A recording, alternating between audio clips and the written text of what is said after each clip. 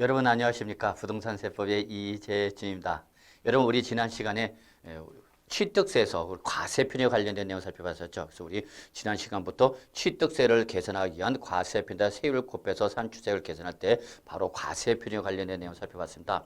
이 과세표준은 아주 중요하다고 말씀드렸었죠, 여러분. 자, 그럼 이번 시간은 어떤 내용을 배울 건지 한번 화면을 통해서 먼저 확인하고요. 본 내용으로 들어가도록 하겠습니다.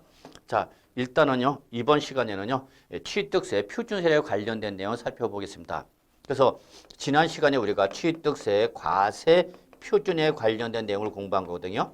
과표가 나오면 여기다 뭘 곱하라? 세율을 곱하라. 그래서 뭐가 나온다, 여러분? 산출세액이 나온다 그랬죠, 여러분. 그래서 모든 조세의 세액은 이렇게 과세 표준에다가 세율을 곱해서 산출세액이 나옵니다 그랬었죠, 여러분. 그래서 이걸 꼭 외우셔야 됩니다 그랬죠, 여러분. 그래서 이걸 어떻게 외웠죠, 여러분? 과세산 이런 식으로 꼭 외우셔야 됩니다라고 말씀드렸어요.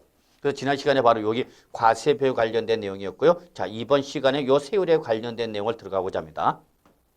근데 여러분 이 세율은 아주 복잡합니다. 취득세는요. 그래서 세율이 하나만 있는 것이 아니라 여러 가지가 있어요. 그래서 첫째가 표준세율이 있고요. 표준세율.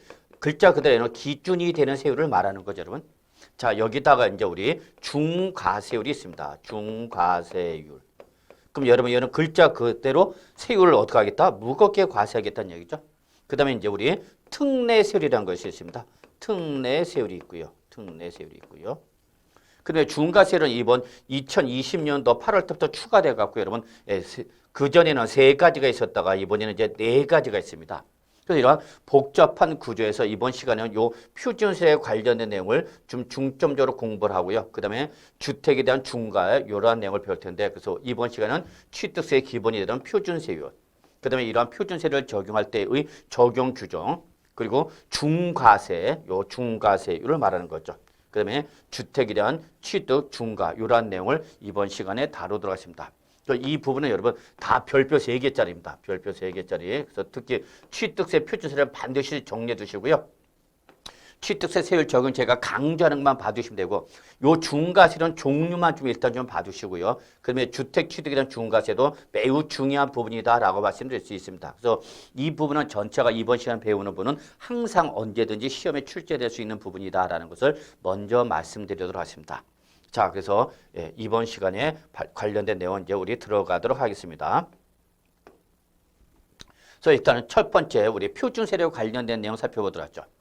그래서 부동산 취득을 했을 때에 적용하는 표준세율이 있죠. 표준세는 글자대로 여러분 기준이 되는 세율을 말한다 이렇게 보시면 됩니다. 다만 주의할 사항이 있다면 여러분 이때의 이 주의할 사항은 요 취득세는 종전에 여러분 취득세하고요. 종전 취득세하고 그다음에 종전에 등록세를 합친 것이 현재 지금 취득세 세다라는 걸 조금 유념해 주시기 바라겠습니다. 무슨 말이냐면 예전에는 부동산을 매매를 취득하면요. 취득에 대해서 취득세를 냈어요. 자, 그리고 나서 취득한 부동산에서 이거 내 거다라고 이제 소유권 이전 등기를 하겠죠. 그러면 소유권 이전 등기를 할 때 등록세를 따로 냈었어.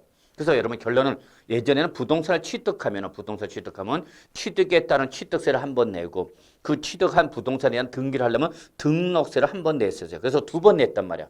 그럼 어차피 부동산 취득하면 취득세 내고 그다음에 등록세 낼 거니까 2011년부터는 이거를 합쳐서 취득세와 등록세를 합쳐서 그냥 취득세 표준세로 과세를 한다라는 걸 좀 기억해 두시기 바랍니다. 그래서 결론은 현재 지금 취득에 대한 취득세 표준세율은 종전 취득세와 종전 등록세를 합친 것이 바로 현재 취득세 표준세율이다 이렇게 좀 봐주시고요. 그러다 보니까 현재 이 취득세 표준세율은요. 취득의 유형에 따라서 세율이 달라진다는 거죠. 그래서 여러분 이걸 외우셔야 돼 이거는. 이걸 못 외우면 여러분 고사장에 갈 때 이걸 그대로 어디 여러분 굵은 팔뚝에다 적어 가든지 아니면 컨닝 페이퍼를 만들든지 하여튼 이걸 그대로 갖고 가시다 합니다.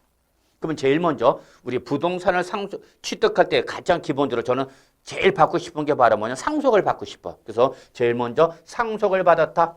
그래서 부동산 상속을 받으면 여러분 이때는 1000분의 28이 적용됩니다. 1000분의 28. 그래서 주의할 건 여러분 지방세는 세율을 표시할 때 1000분율로 표시를 한다는 게 특징입니다. 100분율이 아니라 1000분율 표시합니다. 왜 그러냐면 지방세는 기본적으로 세율이 낮기 때문에 소수점 표기하는 걸 방지하기 위해서 기본적으로 천분위로 표시를 한다는 걸 잊지 마시기 바랍니다. 그래서 천분위 얼마냐? 28입니다. 그러면 백분율로 여러분 외우셔야 돼요. 외우실 땐 백분율이 좋거든요. 그래서 백분율로 환산할 때는 얼마냐? 2.8%가 됐습니다. 결론은 부동산을 상속을 받았을 때 취득세 세율은 1000분의 28인 2.8%를 내야 된다. 이렇게 기억해 두셔야 돼요. 그런데 이때에 이게 만약에 농지면 어떡할 거냐? 농지다. 그럼 여러분 우리 세법에서 말하는 농지는요. 우대 대상일까요? 규제 대상일까요? 생각을 좀 하셔야 돼요. 그렇죠. 우대 대상입니다. 그래서 가능하면 농지는 세액 부담을 무겁게 하겠다, 가볍게 하겠다. 가볍게 하겠다. 일반적 부동산보다 세율을 낮게 과세를 하겠다는 얘기. 그래서 여러분 이때는 1000분의 23 몇 프로냐? 2.3%의 세율을 적용한다는 걸 기억해 주시기 바라겠습니다. 자, 그다음에 상속 이외의 무상취득. 자, 그러면 상속을 제외한 무상취득 뭐가 있을까요? 그렇죠, 여러분. 증여가 있죠. 또 뭐 있죠? 기부도 있죠. 뭐 하여튼 취득하는 과정에서 대가를 지급하지 않은 걸 말하죠. 상속을 제외한 무상취득이다. 그러면 이때는 여러분 하나 알아두셔야 돼요. 여러분. 상속과 증여를 비교하면 여러분 똑같은 부동산인데 상속을 받을 때 증여를 받을 때 세율은 어디가 더 무겁다 그랬죠? 여러분 증여가 더 무거워요. 왜냐하면 상속을 피한 상속을 따른 상속세가 과세가 되는 걸 피하기 위해서 생존 시에 증여를 하는 것을 증여를 통해서 상속세를 빠져나가는 걸 못하게 해서 일반적으로 증여가 세액 부담이 무겁다는 걸 기억해 두셔야 돼요. 그래서 기본적으로 상속과 증여 또는 기부 등을 비교하면 항상 증여가 상속보다 무겁다. 그래서 결론 내면 상속을 받으면 1000분의 28이지만 증여를 받으면 여러분 1000분의 35 몇 프로가 되느냐? 3.5%가 된다는 걸 꼭 기억해 두셔야 돼요. 근데 이때 그 기부 등을 받은 자가 누구면 비영리 사업자. 그럼 여러분 생각하세요. 비영리 사업자는 공익사업에 대한 세제 지원 목적상 우대 규제 우대. 그러니까 무겁게 가볍게 일반적인 경우보다 가볍게 하겠죠. 그래서 이때는 1000분의 28 상속에 맞춰주는 거죠. 그래서 결론은 증여나 기부, 기타 무상취득하면은 이때는 1000분의 35인 3.5%를 적용하되 누가 받으면 비영리 사업자가 받으면 1000분의 28인 2.8%를 적용한다. 이렇게 외워두셔야 돼요. 어렵지 않죠, 여러분? 자, 그다음에 이제 우리 원시취득이죠. 원시취득. 원시취득은 뭐예요, 여러분? 예, 소유권의 보존 등기, 소위 말하는 최초로 소유권이 발생하는 거죠. 자, 그러면 처음 오신 손님은 무겁게 싸게 가야 되겠죠. 그래서 가볍게 갑시다. 그래서 1000분의 28인 2.8% 가죠. 2.8%가 많이 나오네요, 여러분. 2.8%가 많이 나온다라는 거 좀 확인해 두시고요. 자, 주의할 것이 이제 우리 공유권의 분할이죠, 여러분. 민법에서 배우셨죠. 공동소유였다가 이제 분할하는 거죠. 이러한 공유권의 분할인데 여러분 민법에서 공동소유 형태 세 가지가 있다라고 배우실 겁니다. 첫째 공유물, 합유물, 총유물. 그래서 이렇게 공유물을 분할하거나 또는 합유물을 분할하거나 또는 총유물을 분할할 때는 기본적으로 1000분의 23입니다. 그러니까 몇 프로가 되는 거죠, 여러분? 2.3%가 되는 거죠. 여기다가 부동산 공유권 해소를 위한 지분이죠. 부동산 공유권 해소를 위한 지분이전은 취득일 때도 역시 몇 프로냐? 2.3%입니다.